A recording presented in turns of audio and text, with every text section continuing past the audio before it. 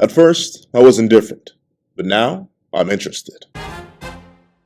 Before we hop into this discussion about making Midoriya a monster, please do me a favor and leave a like, comment, and subscribe if you haven't already. Now, let's get into it. What's up, guys? I'm Pencil here, and please, Horikoshi, make Midoriya a monster. I need to see it at this point.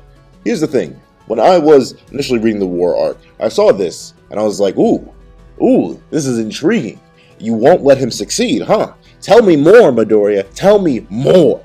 I was so happy. I was so intrigued because here's the thing. This isn't necessarily the first time we've seen Midoriya get violently angry. We see a bit of that in the overhaul arc too. But the reason I find that moment weird to this day, except a little less weird now, is because we never necessarily see Midoriya get bloodlust angry. It's a thing that it's so rare that I almost consider it out of character. We've seen Midoriya get angry before a couple times where he screams and gets mad and stuff like that, but the way that he got angry in the overhaul arc and the way he got angry in the war arc are two rare things that I'm like, intriguing. And the thing that I like the most about this is because it makes Midoriya a bit more human. I already made an entire video talking about how I think Midoriya is okay for the character function. He serves within the narrative, but I don't find him necessarily interesting because he has this distinct lack of humanity to him.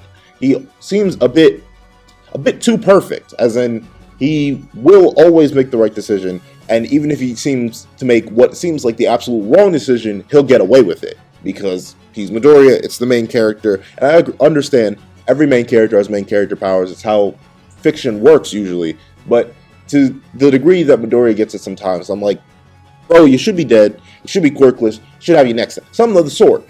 However, I'm willing to let it slide if this is the route that Horikoshi plans to go down.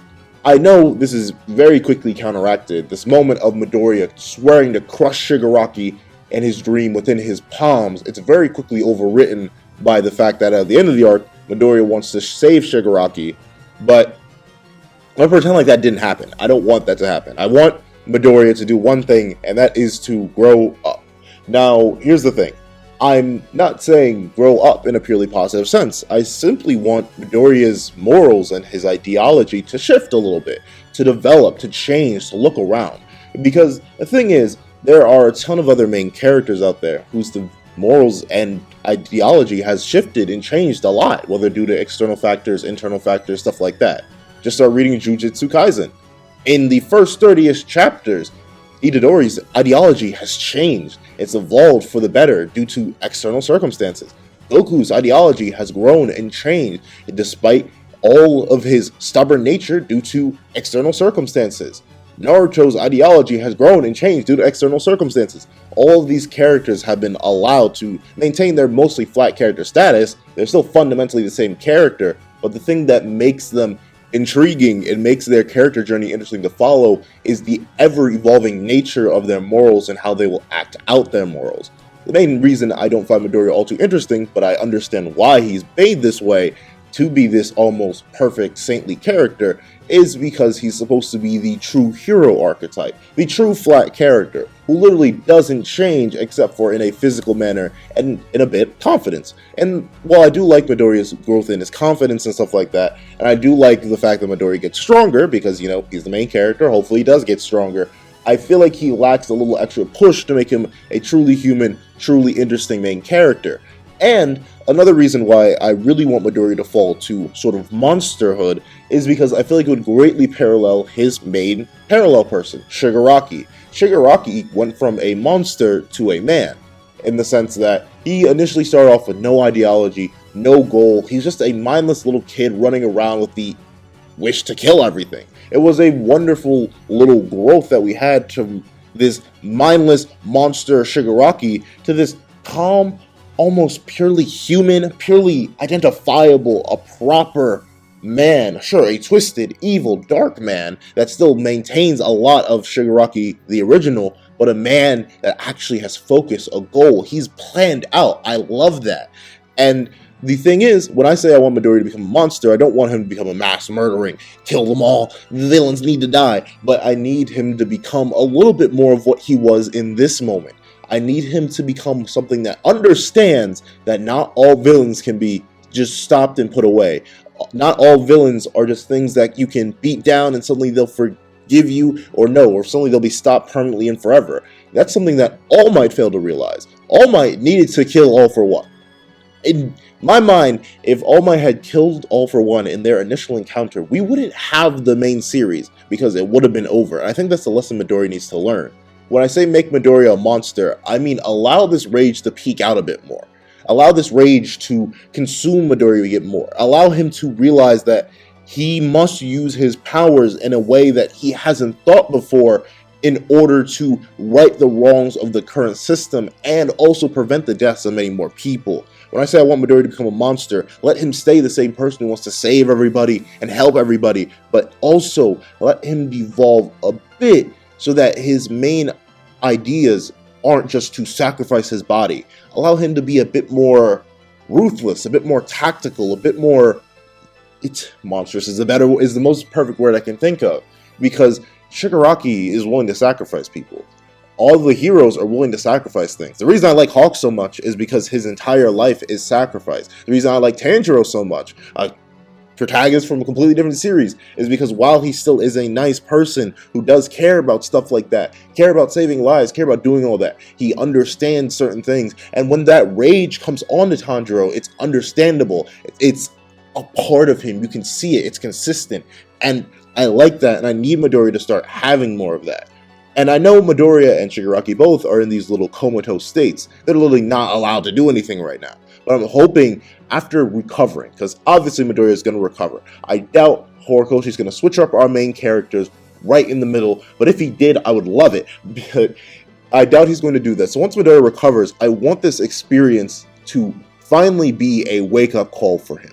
I want this experience to finally make him realize that the old way of doing things in one way or another is fundamentally flawed, whether it be the hero system itself, to how villains are treated, to how the world treats people and quirks in general. I want Midoriya to have gone through this own internal discovery, where after reflecting on all the times he's broken his bones, all the time he's broken himself, all for the sake of saving others, and realizing that every single time it's come at the cost that he can't typically fix anymore. The fact that he threw himself away to Shigaraki and threw himself at All for One and managed to do nothing because he couldn't do anything. I want Midoriya to realize that one way or another, the way he's been doing things is wrong, and that he needs to change it. He needs to fix himself. He needs to grow and develop and understand the mistakes he's making as an individual right now. And maybe let this rage become a more present part of Midoriya. Let this moment where he swears to crush Shigaraki's dream in his palm stick. Because of my issue with the Overhaul moment, where we see Midoriya dive into this deep, dark rage when he slams Overhaul into the earth. My main issue with that is that it feels like a leap that goes so far from Midoriya, the central character, that it's not really a part of his character. It's just a moment that was put in there to make us feel good. And just like this moment in the war arc was put there to make us feel good, because it's instantly contradicted by the fact that Midoriya wants to save Shigaraki. So let this real dark side of Midoriya, this real humane, monstrous side of Midoriya, peek out a bit more. Give it a little bit more presence. Make it something that gets addressed. Because Midoriya has moments of anger, but they're rarely stuck upon. They're not necessarily analyzed. They're not something that's used. So let this instance where Midoriya is broken and recovering, and let him wake up and realize that something needs to change. I can't keep doing this. The world can't keep doing this, because people will keep suffering, people will keep losing, people will keep dying if we let this world continue the way it is. There are going to be more Shigarakis, there are going to be more people like me, more people who suffer, but there are also going to be people like me who never get this chance. And I must be able to use this chance that I have, this ability to help people to the best of my ability, even if it means I can't follow the traditional hero path that has been lined out before me. Because honestly, Hero Society's dead. So this version of Midoriya that's willing to do all this insane stuff, which now, as we can see, Horikoshi is finally letting it lead to basically no value, because Shigaraki gets away. Shigaraki won the war, even if it's All for One in the end.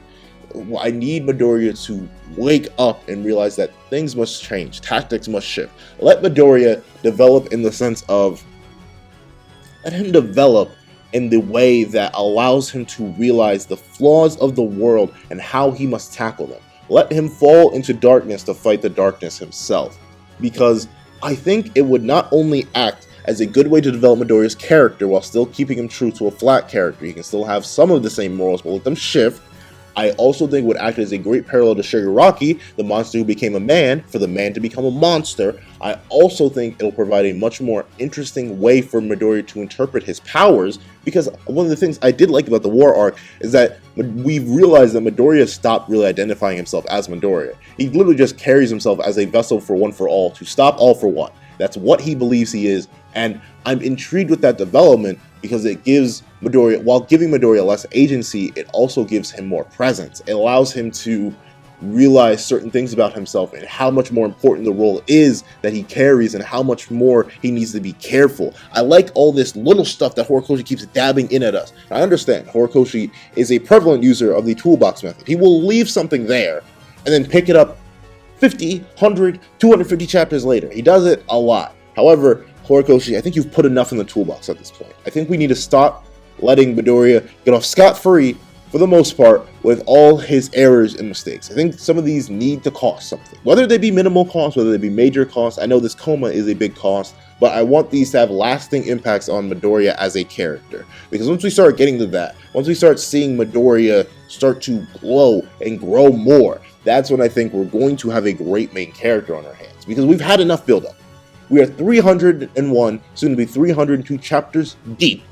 I think we've had enough of the current Midoriya, who's locked in the same ideology, and I think we're finally at the turning point where he needs to shift before I start considering him a great main character. However, that's just me.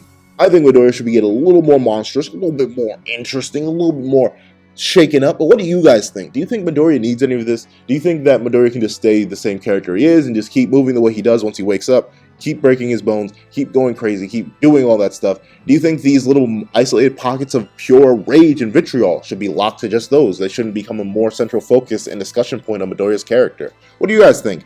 I think differently, obviously, you can tell by this entire video, but I want to know what you guys think. Because honestly, I interpret Midoriya a lot differently than a lot of other people do. A lot of people consider Midoriya one of the greatest main characters of all time.